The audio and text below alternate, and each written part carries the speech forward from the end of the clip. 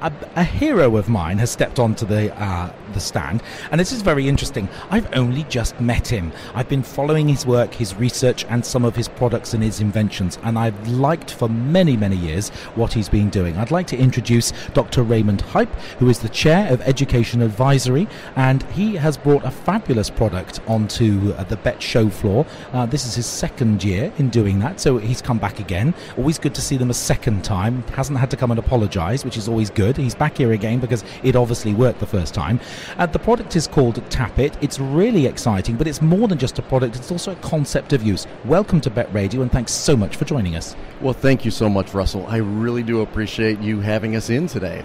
My pleasure entirely. Now, your technology is different and unique, if those two aren't diametrically opposed, because you've solved a problem that actually I think a lot of people haven't realized is a problem because they're not using the technology yet.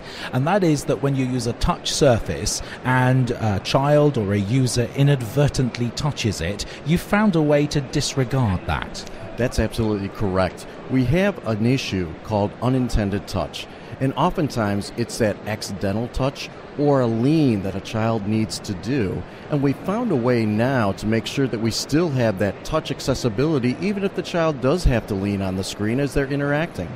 You've also found a way of positioning the screen in a multitude of options and angles to give me the very best learning opportunity. So these are interactive screens that can be moved and shoved around, so learners that are wheelchair bound, or if they have a particular type of learning style, or they have difficulty in standing, or they need to stand, for example. I often think that a lot of learning could be accelerated with standing. I'd like to hear your opinion on that as well, because I think it actually keeps a lot of the learners on the toes. So I think that, somewhere it's possible that might be interesting. Doesn't matter, because your product does all of those things. Indeed it does.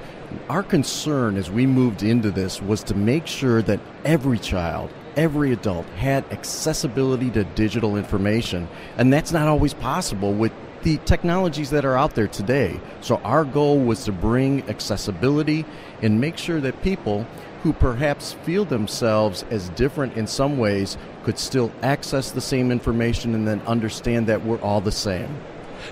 Does your platform and your solution there have content with it, or can I use anyone's content? Are you just dealing with the touch element of that and the interactive display? It can be used with any software, any programs, the internet, whatever is already being used. One of my concerns as we developed this as a team was to make sure that there was not going to be this tremendous learning curve for people to use it. We wanted it basically, in essence, to be plug and play, to wheel it in and grant that accessibility right off. And also thank you so much for that. It's been really interesting to listen to. But your stand is also different. If you're visiting BETT, go and look at this stand, the Tap It stand. It is quite different. Other exhibitors who believe that getting value for money from their investment in their exhibition space means that they need to use every square millimetre of carpet. And you've taken a very open plan, minimalistic a view on this. Your stand is very inviting, very open, very clear. Now, clearly, that may be for a reason of inviting more wheelchair users on. That's a particularly good thing that occurred to me earlier. But that you've used fabulous graphics, just pictures at the back that are beautifully illuminated and not too much text. That's true. The idea, again, is accessibility. We are here to grant that accessibility to others. We are not here just simply to sell a box, sell an item. This is about all of us. This is about education. This is about the ability for every human being to understand their self-worth.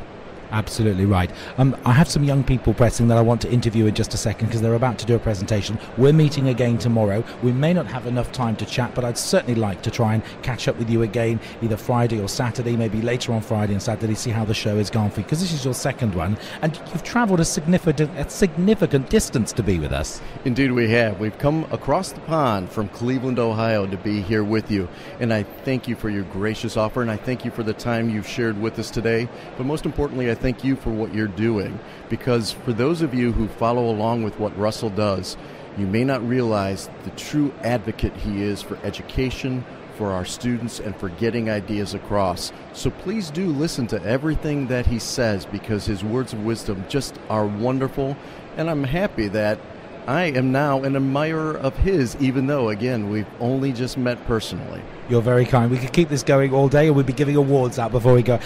Raymond, thank you so much for joining BETT Radio. A real pleasure. Raymond's from the Tappet stand. You can go and find his stand in the show hall. It's a really good stand. You'll really enjoy it. You may even get a conversation with Ted, who's their web correspondent. Love it. He's responsible for the web content. They've got a good website as well. Really interesting. We give all those details out in a second. This is BETT Radio with me, Russell Prue, live from the Heppel Central Feature.